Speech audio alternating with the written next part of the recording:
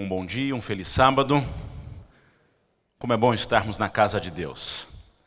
Nós estamos no terceiro sábado de 2014 e é um privilégio poder começar mais um ano, é um privilégio poder começar mais um ano com Deus. Nós temos um privilégio muito grande e todas as vezes que saio de casa pela manhã de sábado para vir à igreja, eu tenho o hábito de olhar as pessoas. E normalmente podemos perceber as pessoas se dirigindo ao seu trabalho, se dirigindo às suas atividades corriqueiras. Alguns estão abrindo os seus portões, outros começando a limpar, a varrer a frente da casa. Mas nós estamos saindo da nossa casa para nos encontrar com o nosso Deus. Que privilégio esse é o nosso, né? Certamente a nossa igreja hoje não está repleta porque ainda estamos em período de férias, mas a Igreja Central de Curitiba, apesar de estar em período de férias, sempre também recebe muitas visitas. Sejam bem-vindas, é muito bom ter você aqui conosco. Alguns irmãos de outras igrejas, irmãos de outros estados, outras cidades, mas temos também aqui certamente irmãos que vieram nos visitar talvez pela primeira vez. Talvez é a primeira vez que está numa igreja adventista ou está a convite de um amigo aqui. E nós queremos também nesta manhã dizer que você é muito bem-vindo entre nós. E queremos deixar como prova dessa alegria e satisfação de recebê-lo entre nós, deixar com você uma pequena lembrança. Se você está nos visitando, não é membro da igreja adventista, não é membro desta igreja, nós gostaríamos que você erguesse a sua mão ou colocasse em pé para que um dos nossos diáconos ou diaconisas pudesse entregar para você uma lembrança da nossa igreja para você. Aqui temos uma pessoa, por gentileza, talvez fique em pé, fique mais fácil para nós localizarmos a você. Sejam muito bem-vindos, obrigado por estar em nosso meio. Sempre é bom podermos receber amigos e você é nosso amigo. Que bom poder estar aqui e juntos nesta manhã adorarmos ao nosso Deus, estarmos na sua presença, recebendo dele a sua bênção, e aqui viemos justamente para isto, para recebermos as bênçãos do nosso Deus. No sábado passado, quando o pastor Antônio Moreira começou a falar, ele nos levou a uma reflexão sobre um pedido de oração muito especial que estávamos orando durante alguns meses sobre a libertação de um dos nossos pastores na cidade do Togo. E ele falou na semana passada que estávamos em um processo de julgamento. Naquela manhã não tínhamos a resposta, mas oramos confiantes de que Deus estaria agindo naquele caso. E Deus não tarda em cumprir a sua promessa. E hoje podemos com muita alegria também comunicar à igreja que no sábado à tarde, o nosso pastor que estava preso por quase 2 anos foi libertado. Que Deus seja louvado, porque a sua promessa não tarda. E no momento certo, na hora certa, Ele cumpre para nós o seu desígnio. Nesta manhã, é um privilégio para mim poder estar falando a você. Não de mim mesmo, mas da palavra do nosso Deus. E como é bom quando nós podemos abrir a Bíblia, a sua palavra, e recebermos dela um alimento espiritual. O objetivo de estarmos na casa de Deus é comungarmos entre irmãos. É louvarmos o nome do nosso Deus. É devolver a Deus as nossas ofertas, devolver a Deus os nossos dízimos. É ter um encontro pessoal com Ele. Mas estar na casa de Deus também é um motivo de sermos alimentados por sua palavra. E este é um momento muito especial, porque nós já adoramos, nós já louvamos, nós já nos cumprimentamos, nós já tivemos o momento de dar um pouco daquilo que Deus tanto nos tem dado por suas bênçãos, mas agora é o momento de abrir a sua palavra. E abrir a sua palavra é o momento de sermos alimentados por nosso Deus. E eu quero convidá-lo a abrir a sua palavra no livro de Gênesis. Mas antes de ler a palavra, eu quero convidá-lo a curvar a sua fronte, para que possamos também pedir a bênção de Deus para este momento, onde estaremos lendo a sua mensagem. Querido Pai, obrigado, Senhor, porque aqui estamos. Obrigado porque o Senhor tem nos abençoado e tem nos dado o privilégio de sermos chamados de teus filhos. A tua palavra tem sido para nós o guia, a Tua palavra tem sido para nós o instrumento que nos coloca mais perto de Ti. E mais uma vez nessa manhã a Tua palavra será aberta. E através dela, Senhor, é que queremos ser alimentados pelo Teu Santo Espírito. Por isso, Senhor, use as minhas palavras, mas use também a todos nós que aqui estamos para que possamos compreender aquilo que o Senhor quer nos trazer nesta manhã. Nós rogamos estas bênçãos em nome de Jesus. Amém. Livro de Gênesis, capítulo 12. Este é o texto base da mensagem desta manhã. Gênesis, capítulo 12. Os primeiros versículos deste capítulo é a base do tema que quero retratar a vocês. E nomeei a mensagem desta manhã como a importância de aceitar o convite de Deus para a nossa vida. E Gênesis capítulo 12, nos primeiros 3 versículos, diz assim: Ora, disse o Senhor a Abraão: sai da tua terra, da tua parentela, da casa de teu pai, e vai para a terra que eu vou te mostrar. De ti farei uma grande nação e te abençoarei, e te engrandecerei o nome. Sê tu uma bênção. Abençoarei os que te abençoarem, e amaldiçoarei os que te amaldiçoarem. Em ti serão benditas todas as famílias da terra. Quando nós abrimos a nossa Bíblia, em especial no livro de Gênesis, nós podemos entender que o livro de Gênesis tem um propósito bem definido. Não somente ele, mas os outros 4 livros que compõem o Pentateuco, escrito por Moisés, onde conta a saga do povo hebreu, desde a sua escravidão até a liberdade. Gênesis é o primeiro livro do Pentateuco, embora não tenha sido o primeiro livro a ser escrito por Moisés, pois entendemos que o primeiro livro escrito por Moisés foi o livro de Jó. Gênesis é o primeiro livro da Bíblia, embora não seja a Bíblia escrita em ordem cronológica, mas por estar em primeiro, vindo primeiro, mostra a importância de sua mensagem para compreendermos o restante da Bíblia. Deus é o assunto principal desses 5 livros. Mas não é restrito apenas a falar de Deus. Nós estamos incluídos na mensagem do Pentateuco. O Pentateuco é constituído em sua maioria de histórias e sinais. As histórias mostram Deus agindo e falando com o ser humano numa variedade muito rica de circunstâncias. E são essas circunstâncias, são essas formas múltiplas de Deus se relacionar com o ser humano que fazem com que essas realidades sejam contemporâneas e fazem parte da nossa vida, do nosso cotidiano. E é por essa razão que essas histórias são tão bem-vindas, são tão aceitas por nós. Deus não é apresentado apenas em forma de ideias ou de argumentos, mas no Pentateuco Deus é apresentado através de acontecimentos e ações, nas quais envolvem também cada um de nós. Mas como eu disse, além das histórias, o Pentateuco também é representado por sinais.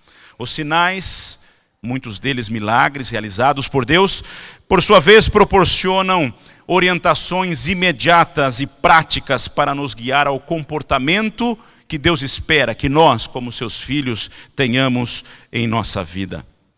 Por isso, nos apropriamos desses sinais como forma de nos identificar na humanidade, como seres humanos factíveis de receber a graça de Deus. Esses sinais nos representam conceitos éticos, mas servem também para mostrar quem somos e o que somos diante de Deus. Refletir nas mensagens ou na mensagem do Pentateuco é compreender a ideia de que Deus desenvolveu um plano desde a sua origem até o plano de salvação dos seus filhos. Desde o seu nascimento como povo escolhido até uma fase madura das escolhas. O Pentateuco representa então o desenvolvimento humano, desde a sua concepção até a fase adulta. E nós podemos ver isso claramente, por exemplo, no livro de Gênesis. O livro de Gênesis é a concepção de um povo.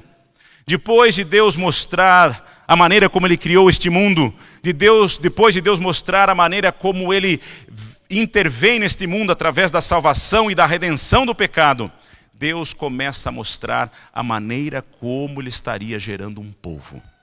E este povo passa inicialmente pela figura de um único homem, Abraão. Êxodo é o nascimento, a primeira infância, a gestação do povo de Deus, que por sinal foi muito longa, desde Abraão, ali nos primeiros momentos, como nós vemos aqui no capítulo 12, até a constituição da nação, do povo de Israel, foram aproximadamente 500 anos. Mas, finalmente, nesta gestação, acontece o momento de sair para a vida. A escravidão egípcia dá os primeiros sinais que, apesar de estabelecer um povo, este estabelecimento representaria um período de sofrimento e dor, passando pelo refinamento do cadinho do crisol da peregrinação. É esta a história do Êxodo. Já Levítico é o processo de educação deste povo. Ali Deus retrata toda a maneira como aquele povo deveria ser constituído.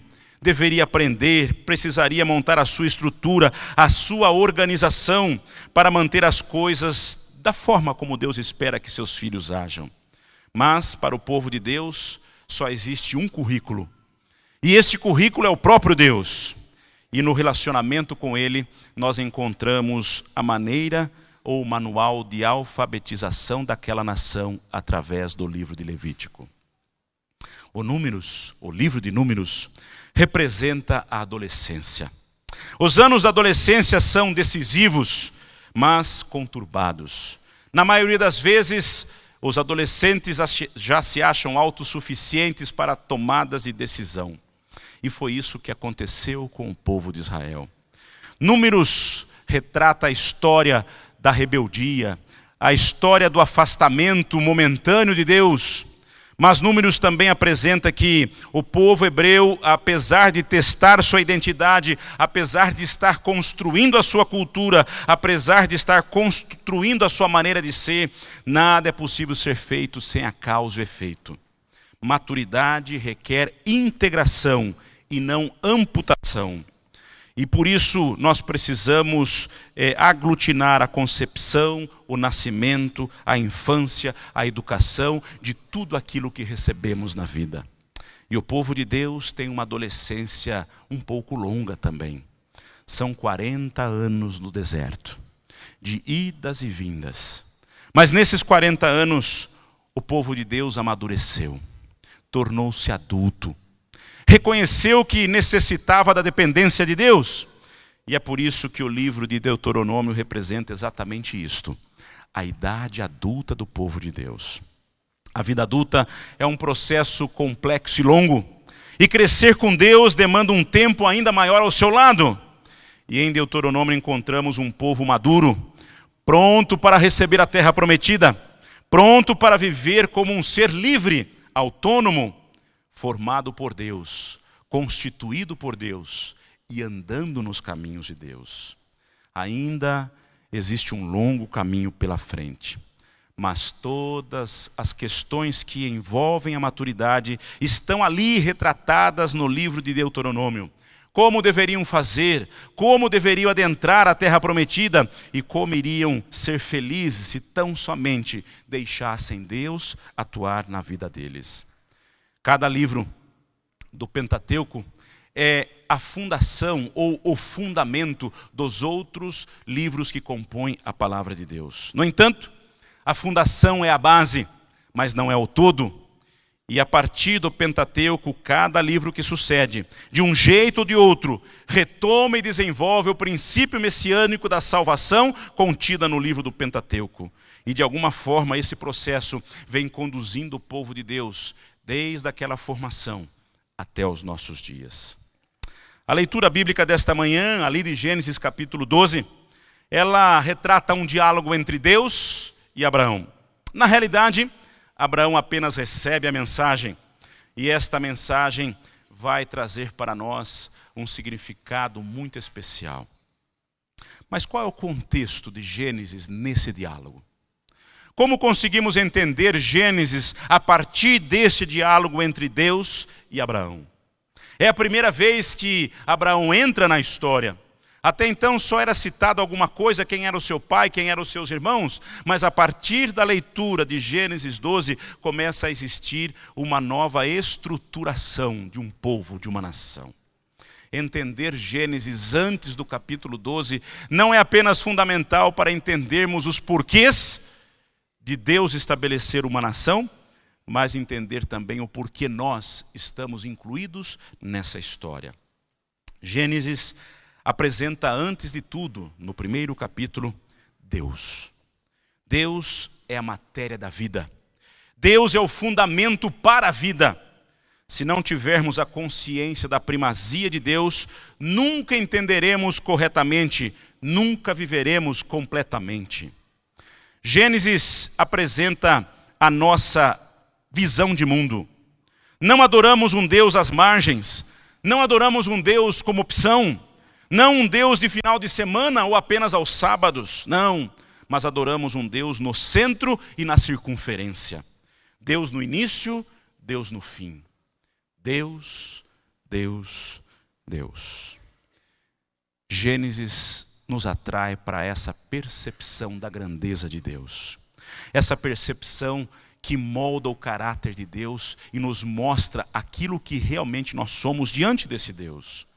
Dá para nós um vocabulário para falar correta e abrangentemente a respeito até da nossa vida, pois a partir desta visão de mundo, quando Deus é o centro do nosso ser, nós conseguimos entender de onde viemos, para onde vamos, o que pensamos, o que fazemos, e as pessoas com quem convivemos e como nos entendemos com elas, os problemas com que nos encontramos e as bênçãos de continuar na presença de Deus. Por isso que é fundamental compreender quem é Deus. Em Gênesis, Deus se deixa conhecer, não de forma etérea e abstrata, mas através de exemplos de vidas humanas, contadas numa sucessão de histórias, com pessoas identificadas com nome, que amaram, que brigaram, que acreditaram, que duvidaram, que tiveram filhos, que se casaram, que experimentaram o pecado, mas também puderam experimentar a graça. Se prestarmos atenção, nós descobriremos que nós mesmos estamos imbuídos dessa história, estamos inclusos nessas histórias. Adão e Eva e seus problemas, Caim e Abel como irmãos, Noé e seus filhos, Abraão, Sara, Isaac, enfim, a gama de histórias que é apresentada em Gênesis, de 1 a 11, até entendermos os porquês, mostra que Deus deixou essas histórias através de Moisés, para que nós nos encontrássemos na nossa própria história. Por isso, as histórias mostram claramente que nós não estamos do lado de fora. Nós não estamos excluídos desse contexto, nem somos meros espectadores. Não, nós não estamos apenas olhando, nós fazemos parte. Nós estamos no conflito entre o bem e o mal. Nós não estamos fora dentre o céu e a terra. Deus não age de forma impessoal e distante.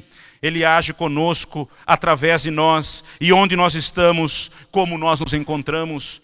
Não importa o que façamos, se bem ou se mal, continuamos a fazer parte de tudo que Deus está fazendo. E é por isso que olhar a Bíblia neste ângulo, neste olhar, nos coloca mais perto de Deus. Você e eu fazemos parte da história de Deus. Ninguém pode se omitir, não há para onde se retirar, e assim devemos, como seres humanos, tomar o nosso lugar na história. Fazemos parte dela.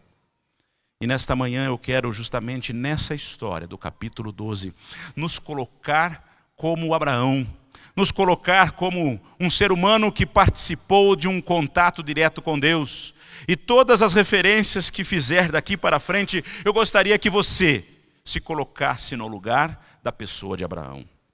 E é interessante registrar nesse contexto que esses registros da história não é apenas um passado, mas ele pode se tornar o nosso presente e constituir também o nosso futuro. O livro de Gênesis apresenta Abraão em duas partes. A vida de Abraão em duas partes. São dois atos, bem distintos, bem autônomos, bem separados um de outro. Abraão antes do seu chamado e Abraão depois do seu chamado. O capítulo 12 é justamente o divisor dessas águas, ou o divisor destes dois atos. O Abraão primeiro e o Abraão segundo. A primeira parte da vida de Abraão é a parte mais longa da sua existência.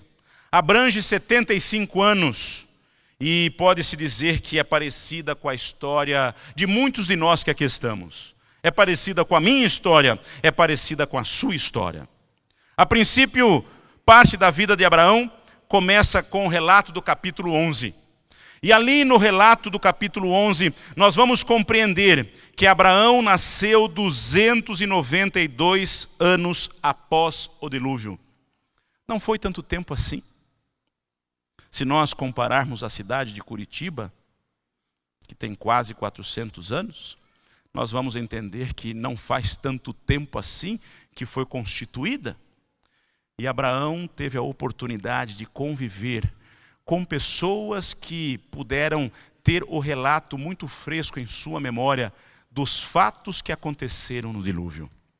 Certamente essas histórias, contadas de geração para geração, influenciaram Abraão e seus irmãos, Abraão e sua família, a compreender o plano de Deus para aquele momento do dilúvio e a maneira que Deus queria conduzir o seu povo após o dilúvio.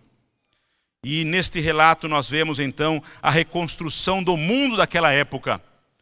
E a Bíblia apresenta que muitas pessoas saíram do lugar onde estavam para constituir regiões onde poderiam morar e constituir assim as suas famílias. Um caso desses é a cidade de Ur, a cidade de Abraão. Alguns a chamam de Ur dos caldeus, embora ela tenha se originado muito antes do que os caldeus. Mas a cidade de Ur, região de nascimento de Abraão, era caracterizada por uma frutífera produção de betume, talvez efeito do próprio dilúvio.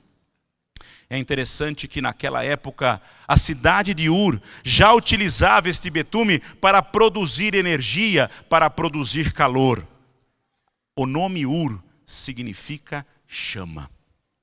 A cidade de Ur, do tempo de Abraão, foi descoberta no século XVIII, mas foi somente nos anos de 1922 até 1934 que grandes escavações arqueológicas aconteceram naquele local e trouxeram para nós dados impressionantes que comprovam, que afirmam a riqueza cultural daquela região.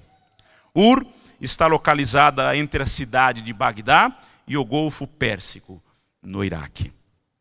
No início do segundo milênio, no período em que Abraão estava ali convivendo naquele momento, a cidade exibia uma cultura fenomenal.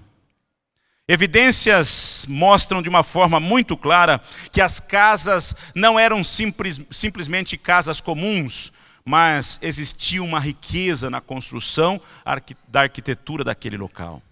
As casas possuíam 2 andares, existiam grandes locais de concentração das pessoas, que muitas pessoas da atualidade julgam aqueles locais como centro cultural, onde eram apresentados momentos especiais para elevar a cultura daquele povo. As casas bem construídas tinham um sistema eficiente de esgoto, melhor até do que existe hoje, atualmente, em algumas cidades daquela região. Nas escolas de Ur, se ensinava a leitura, a escrita, a aritmética e geografia, como evidenciam muitos dos exercícios encontrados nessas escavações arqueológicas. E o elevado nível de cultura da cidade de Ur dos Caldeus vem silenciar aqueles que estigmatizavam Abraão como um nômade itinerante e ignorante. Sua juventude foi passada numa cidade altamente aculturada e sofisticada, e ele era filho de cidadãos abastados, e sem dúvida, Abraão era um homem culto. Este contexto vem mostrar para nós que existia naquela região um conforto acima da média. E as pessoas que ali viviam não tinham compromisso com nada a não ser consigo mesmas. Viviam, casavam, se davam em casamento, nada muito diferente do que aconteceu no período antediluviano, também nada muito diferente do que está acontecendo em nossos dias. A rotina da família de Abraão não era muito diferente da cultura em que ela estava inserida. E, logicamente, as pessoas de sua época influenciavam aquela família e seus descendentes. Abastados financeiramente, eles eram respeitados pelas pessoas por onde conviviam e eram valorizados pela sociedade de então. O pai de Abraão, Tera, era um adorador politeísta, ou seja, adorava vários deuses, seguindo os costumes religiosos e culturais da sua região. E os descendentes que ali permaneceram, irmãos, parentes de Abraão, continuaram a exercer esse tipo de adoração, adoração a ídolos e deuses familiares. Nós não temos informação sobre a vida religiosa de Abraão até este momento quando ele se encontra com Deus. Mais uma evidência de que certamente não era fácil conviver com toda aquela influência que existia na sua época.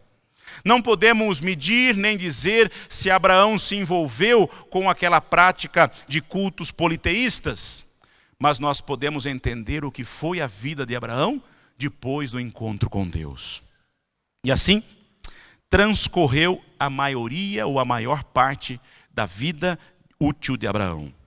Mais uma evidência para nós, ao nos incluirmos nessa história, de que o tempo para Deus não é nada comparado e que nunca devemos analisar o tempo de Deus segundo a nossa perspectiva de vida.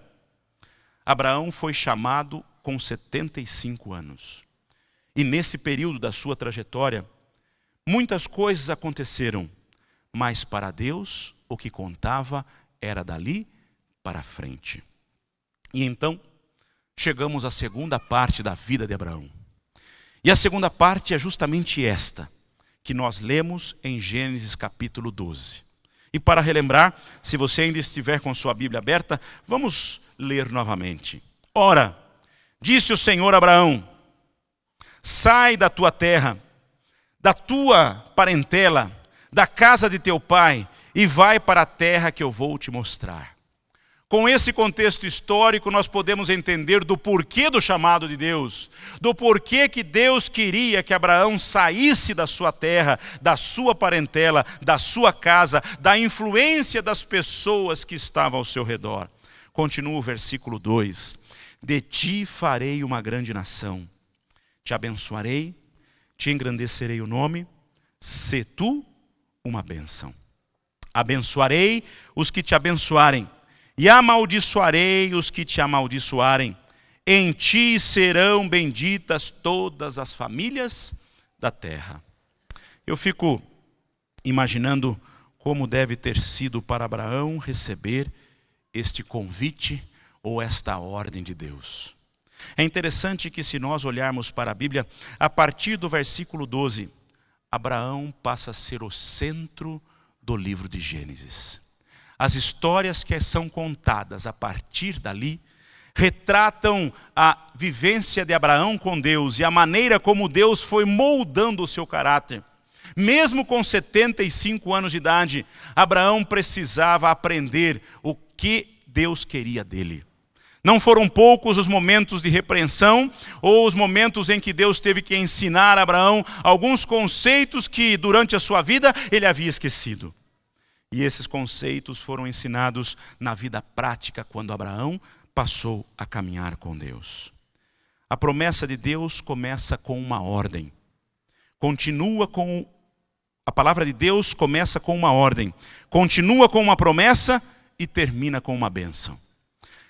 Marquem muito bem esses três conceitos: ordem, promessa e bênção. Esses três aspectos: ordenança, promessa e bênção caracterizam todas as manifestações de Deus, não somente para com Abraão, mas para com todos os seus filhos. E em toda a história humana, nós vamos ver que todos os chamados de Deus continham esses três atos: a ordenança, a promessa e a bênção. E esses três aspectos trazem para nós uma lição muito importante para os nossos dias. As promessas divinas são cumpridas e suas bênçãos recebidas apenas quando suas ordens são seguidas. Vou repetir. As promessas de Deus são cumpridas e suas bênçãos recebidas apenas quando suas ordens são seguidas. É interessante que nós, como seres humanos, muitas vezes queremos que as coisas aconteçam no modo inverso.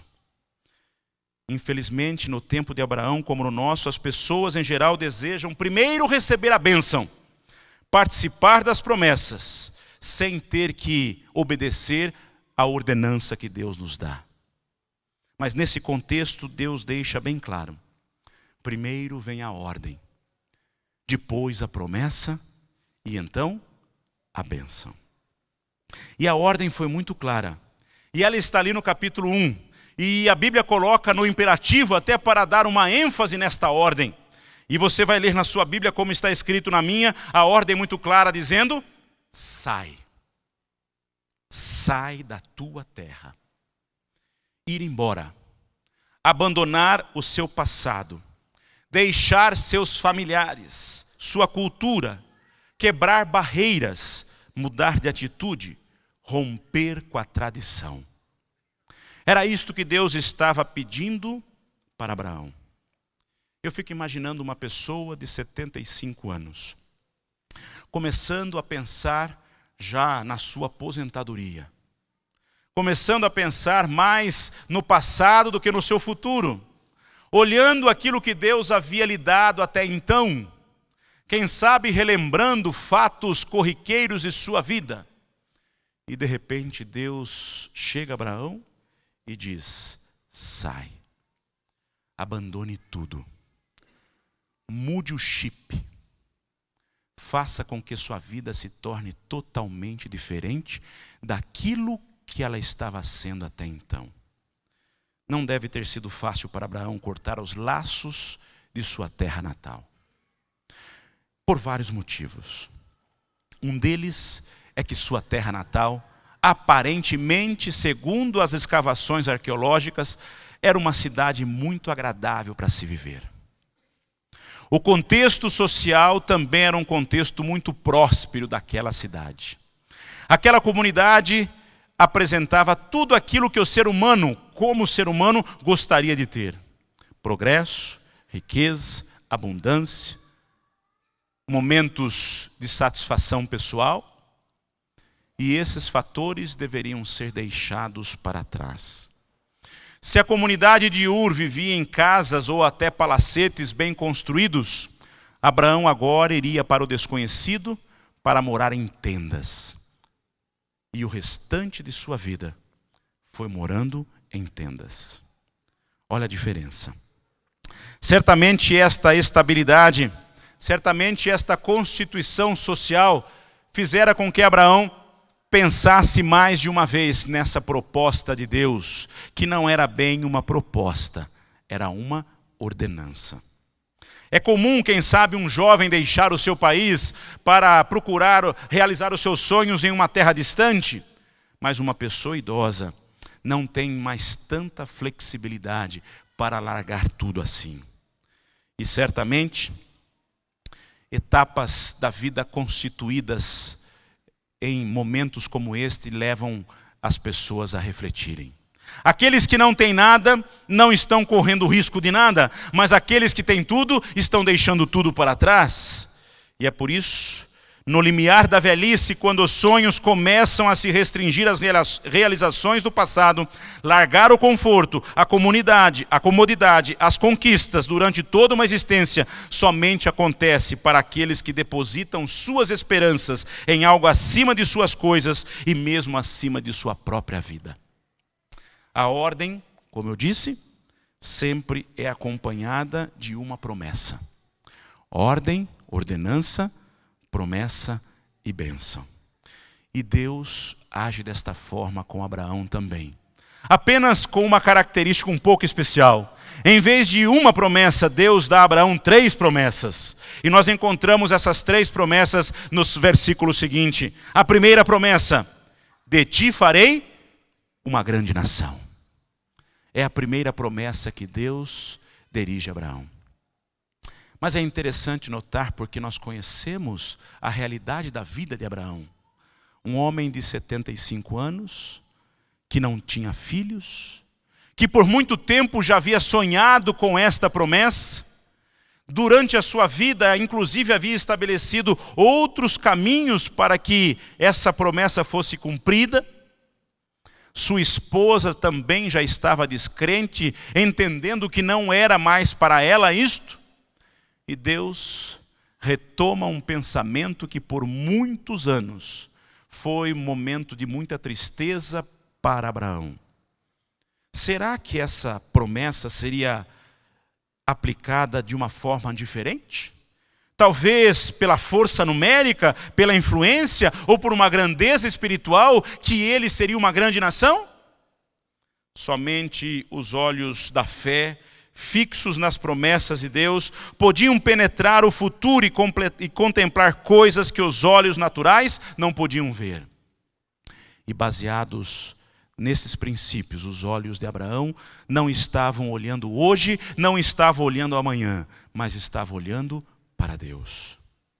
Para Deus não há tempo que seja impossível de ser alcançado, nem promessa impossível de ser cumprida.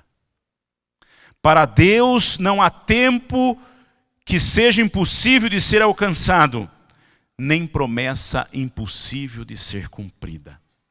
Deus é Deus e sempre será Deus, e às vezes somos nós que precisamos deixar Deus ser mais Deus em nossa vida.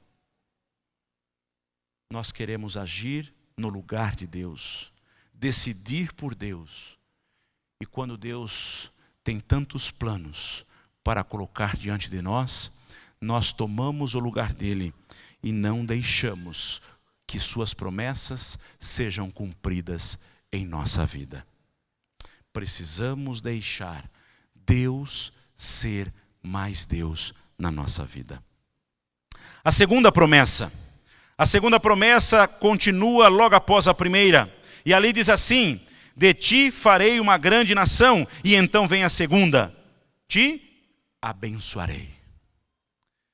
Talvez nós poderíamos aqui perguntar: será que em Ur dos Caldeus Abraão não era abençoado? Tinha uma vida estável? Era reconhecido socialmente?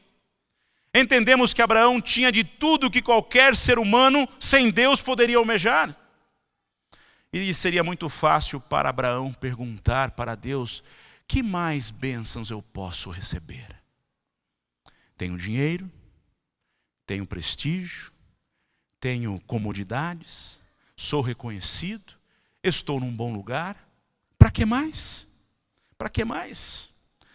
Na realidade, Abraão estava recebendo uma bênção de Deus como promessa, não segundo o olhar humano, mas segundo o olhar divino.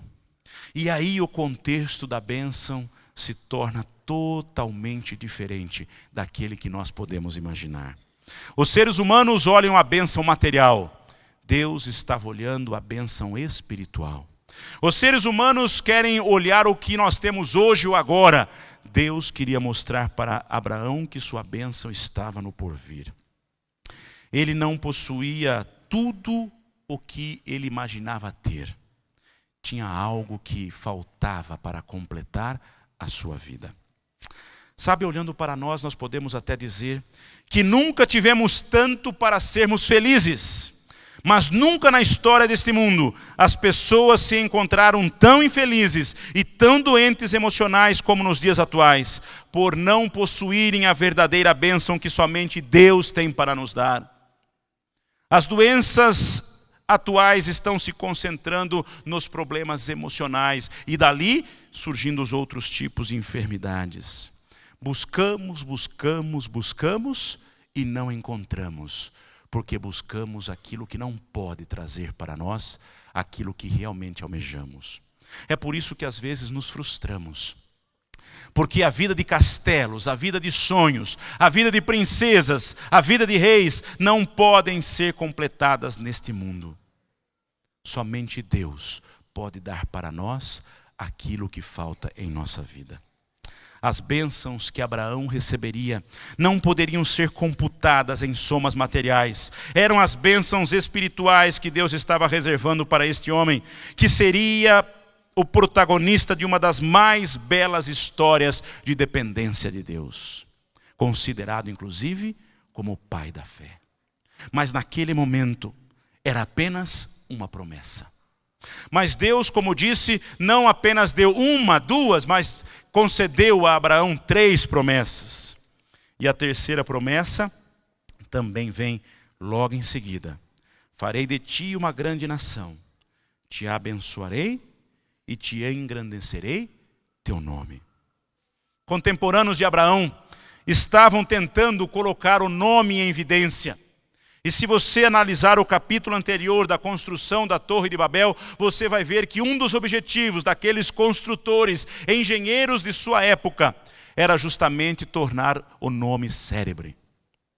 Mas Deus diz para Abraão, não é esse tipo de nome pelo qual você vai ser lembrado. O teu nome será lembrado por outra maneira. Até porque aqueles homens da sua época, seus conterrâneos, seus amigos de Ur dos caldeus, hoje mantêm seu nome apenas na poeira do tempo. Ninguém sabe quem são, aonde estão ou como viveram. É interessante notar que, por outro lado, Abraão devia simplesmente seguir a Deus. E se seguisse a Deus da maneira como Deus estava propondo, ele não somente seria abençoado, ele não somente seria grande como nação, mas ele também seria lembrado. Paulo já dizia lá em 1 Coríntios 1, 18 a 25, que os planos de Deus são loucuras para os que não acreditam em sua palavra. E para os contemporâneos de Abraão, sair da sua cidade, sair daquele conforto, aceitar um novo desafio, era incompreensível. O fato é que Abraão é o ancestral de 2 grandes nações, judeus e muçulmanos, além de ser o pai espiritual de todos os cristãos, o que, computados juntos, representam aproximadamente 60% da população mundial. Já imaginaram isto? Seu nome será engrandecido. Seu nome será lembrado. É este o conceito que Deus queria deixar para Abraão. Abraão, eu vou dar a você uma ordem sim, mas essa ordem será seguida de 3 promessas. Mas o melhor de tudo ainda está por vir. Como eu disse, Deus quando age, Deus quando atua na vida do ser humano, Ele atua com 3 segmentos, com 3 atitudes, com 3 aspectos. Ele ordena, Ele promete e Ele abençoa. E é justamente esse terceiro fator de ser bendito entre as famílias da terra, ser bendito entre todas as pessoas, convidando inclusive Abraão para ser uma bênção, é que fazia toda a diferença em todo este processo do chamado de Abraão. Fazer a vontade de Deus não significa apenas seguir um roteiro de ações ou de intenções. Estar nas mãos de Deus significa que outras pessoas poderão ser abençoadas por nosso intermédio. A bênção maior que recebemos ao fazer a vontade de Deus é que nos transformamos em bênçãos para outras pessoas. Poderemos ser uma bênção para todos os que estiverem perto de nós, ou que forem tocados por nossas mãos, alcançados por nossas palavras, ou aliviados pelos nossos gestos. E a maior bênção que um filho de Deus pode almejar não é ser abençoado de forma material, não é ser abençoado de reconhecimento humano, mas é poder ser um instrumento de Deus para outras pessoas. Pois nisso se confirma a expressão de Jesus, dita por Paulo lá em Atos 20:35. Melhor é dar do que receber. Deus deu o seu Filho Jesus Cristo para que nós pudéssemos ter vida, e vida em abundância. João 10:10. Esta vida em abundância prometida para nós não deve ser fechada entre nós mesmos, acorrentadas, encadeadas a 7 chaves para que ninguém possa usufruir daquilo que Deus tem dado para nós. Não, o objetivo de sermos uma bênção, ou a bênção operando em nossa vida, é exatamente quando esta bênção extrapola, sai da circunferência da nossa vida e começa a atingir outras vidas, outras pessoas. Essa vida em abundância, transformando-se em bênção, pode trazer bênção aos outros por nosso intermédio. E é por isso que nós somos abençoados.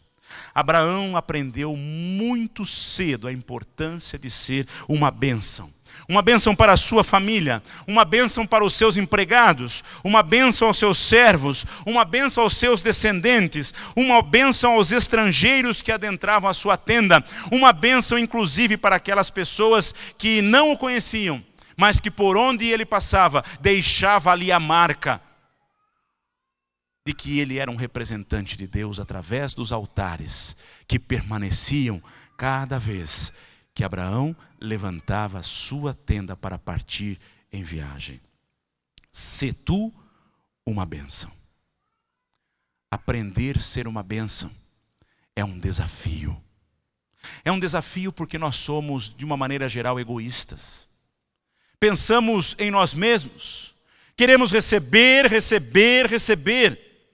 E quanto mais recebemos, mais queremos.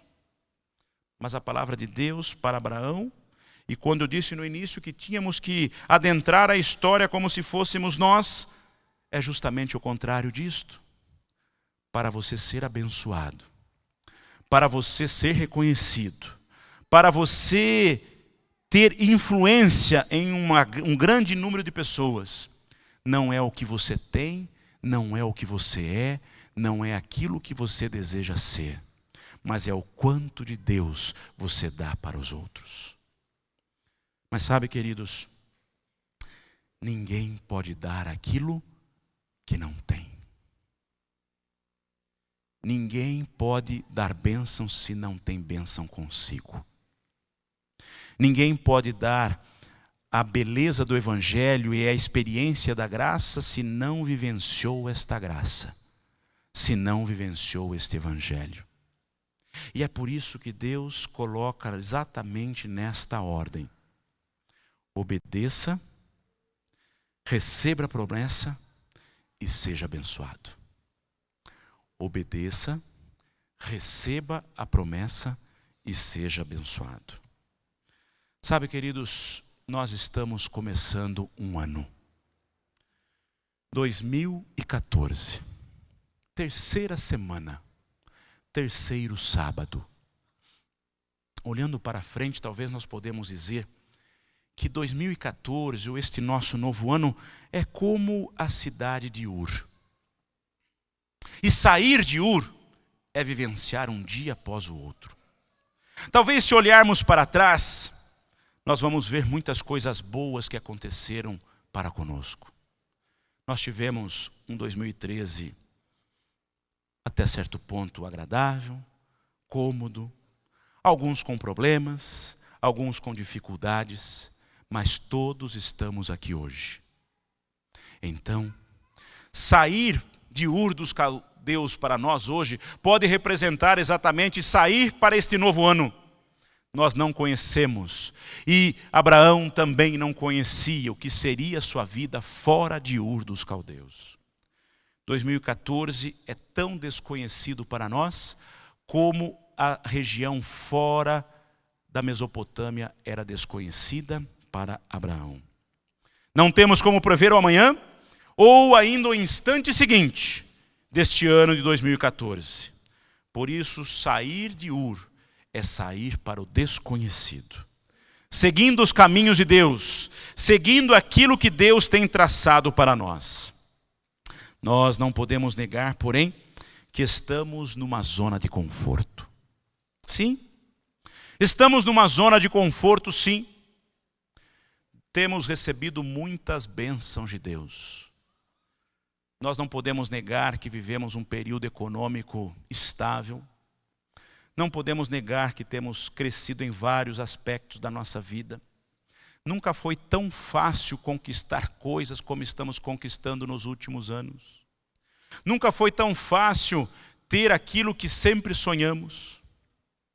Temos uma igreja bonita, um local confortável, um automóvel, uma residência, outros tipos de bênçãos que temos recebido de Deus na nossa vida. Sim, estamos praticamente vivendo como aquelas pessoas viviam em Ur dos Caldeus. Quase dizendo, rico sou e de nada tenho falta. Este era o pensamento daquelas pessoas. A maioria de nós tem a sua família, tem o seu trabalho, tem toda a possibilidade do mundo, atualmente, de estarmos em paz conosco mesmo. E para alguns até pode ser cômodo dizer, está bom do jeito que está. Mas, quando tudo parecia caminhar para este destino de Abraão, já com seus 75 anos, acomodado, tranquilo, quem sabe esperando apenas o momento que Deus lhe chamasse, Deus dá uma reviravolta na sua vida. Sabe, queridos, eu não sei qual a maneira que Deus tem usado você. Eu não sei qual a maneira que Deus tem se comunicado com você. Mas assim como Ele disse para Abraão, sai, quem sabe em algum momento de 2014, Deus vai dizer para você, vá, vá, vá. Para onde? Eu não sei. Fazer o quê? Também não sei. Isto é com Deus e não conosco. A ordem dele, e virá na maneira dele, no tempo dele, é dedicada e destinada àqueles que, como Abraão, estão dispostos a desprender-se de tudo para ouvir a voz de Deus. O importante, queridos, é que eu e você estejamos prontos, aptos, completos, com o coração aberto, com o discernimento para entender que o nosso lugar não é aqui. Para entender que a nossa vida não é aqui. Deus não tem preparado este contexto para nós. Por melhor que seja, por mais agradável que seja viver neste mundo hoje, Deus não tem preparado este mundo desta forma para nós. Por isso, lembre-se que pode ser que 2014, no tempo de Deus, na hora de Deus, do jeito de Deus, Ele venha para você com um convite. Às vezes até uma ordenança, como foi para Abraão. O importante é ouvir. O importante é discernir. Mas uma coisa é certa, como eu disse, se o convite chegar, ele será acompanhado do quê? Da promessa. E a promessa de Deus é que Ele nunca nos deixará sozinhos diante dos convites e das ordenanças que Ele fizer para nós. Nós não estaremos sozinhos para dar um passo sequer na direção de Deus. Quando aceitamos o convite de Deus, nós ganhamos automaticamente a sua companhia. Esta é a sua bênção. Nós não estamos sozinhos. Ele nos acompanhará a cada pedido, a cada convite que colocar nas nossas mãos para executarmos para Ele. Mas lembre-se do melhor. E aqui é o melhor de toda essa história de 2014. Aceitar a vontade de Deus é ter a certeza de que você será uma bênção para as pessoas que estão recebendo a sua influência. E essa influência poderá ser decisiva para que outros também estejam ao seu lado, caminhando na mesma promessa da breve volta de Jesus. Esta é a melhor das bênçãos. Você ser uma bênção. Ah, queridos, a vida não tem sentido se não for vivida para servir. A vida não tem sentido se não for vivida para pensar no próximo. A vida não tem sentido se não estivermos priorizando, não a minha vida, não aquilo que eu tenho, não aquilo que eu posso, mas priorizando aquilo que eu posso fazer para as outras pessoas. De ti farei uma grande nação. Sê tu uma bênção. Que privilégio. Que privilégio é quando alguém vem e nos dá um abraço e nos diz assim: muito obrigado porque você fez a diferença na minha vida. Não é gostoso quando isso acontece? Quando alguém reconhece que foi abençoada por nosso intermédio, não há dinheiro, não há status, não há nada que pague no mundo quando alguém chega até nós e fala assim: a minha vida hoje é do jeito que é, porque fui influenciado por sua bênção. Deus quer que sejamos bênção. Não seremos os mesmos se deixarmos Deus ser Deus em nossa vida. Sabe por quê? Porque nós começamos a ser menos parecido com os nossos defeitos, com as nossas fraquezas, e nos tornamos mais semelhantes com a bondade, com o amor do nosso Deus em nossa vida. E é por isso que quando começamos caminhando com Deus, nós somos transformados. Um dia seremos transformados num abrir e fechar de olhos, como é dito lá em Apocalipse, transformados para a glorificação. Mas hoje somos transformados diariamente pela santificação. E é essa transformação que nos coloca mais semelhantes a Jesus. Como será o seu 2014? De bênçãos? Como será o seu 2014? De aceitar o convite de Deus? Como será 2014 de reconhecer o chamado de Deus? Sabe, queridos, eu quero ser uma bênção para as pessoas em 2014. Eu quero ser uma bênção para os meus alunos com quem eu convivo, com os meus professores, com as minhas escolas em 2014. Imagine se todos nós pudermos ser bênçãos no nosso local de trabalho, na nossa casa, na nossa igreja. Certamente nós estaremos mais perto de Jesus. Quantos querem ser uma bênção para Jesus? Curve a sua fronte e vamos orar ao nosso Deus. Querido Pai, obrigado, Senhor, porque o Senhor nos convida para não sermos nós mesmos, mas para sermos transformados pelo poder de Jesus Cristo. Obrigado, Senhor, porque a nossa vida não precisa ser a mesma, mas ela pode ser uma vida totalmente diferente quando aceitamos estar nas Tuas mãos.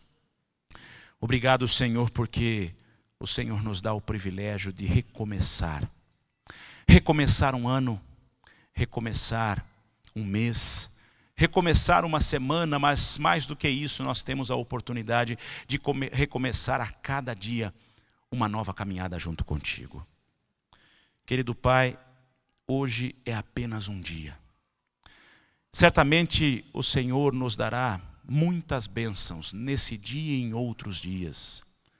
Mas mais do que recebermos, Senhor, nós queremos compartilhar as bênçãos do Evangelho às outras pessoas. Por isso, Senhor, se somos nós, as pessoas que o Senhor quer chamar para dar continuidade à missão de Abraão, de transformar o mundo, de representar o Teu nome, de constituir uma nação, de transformar vidas. Se nós podemos ser esses elementos, que nós possamos também aceitar o Teu chamado e reconhecer a Tua voz. Pai Santo, é possível que nós não estejamos apenas vivendo num conformismo, vivendo numa situação estável, como era a situação de Abraão até então. Pode ser que estejamos passando por problemas, por dificuldades, por situações que ameaçam a nossa vida de lá para cá. Mas independente do estágio do nosso ser, da nossa vida, que nós possamos, Senhor, compreender que só seremos completos e felizes quando esvaziarmos o eu de dentro de nós e permitirmos que o Teu Santo Espírito habite em nosso coração. Por isso, Senhor, nos convoque, nos chame para a missão, nos dê esta ordem que foi dada a Abraão. Se é para sair, se é para ficar, se é para resolver alguma coisa, não interessa o que, Senhor, nos inclua em Tua lista, pois queremos estar do Teu lado. Que o Senhor nos acompanhe, que o Senhor nos dê a paz e que possamos estar plenos, cheios da Tua graça. É a oração que fazemos a Ti nesta manhã. Amém. Que Deus lhe dê um bom sábado. Que você seja abençoado na presença do Senhor. É a minha oração por você. Amém.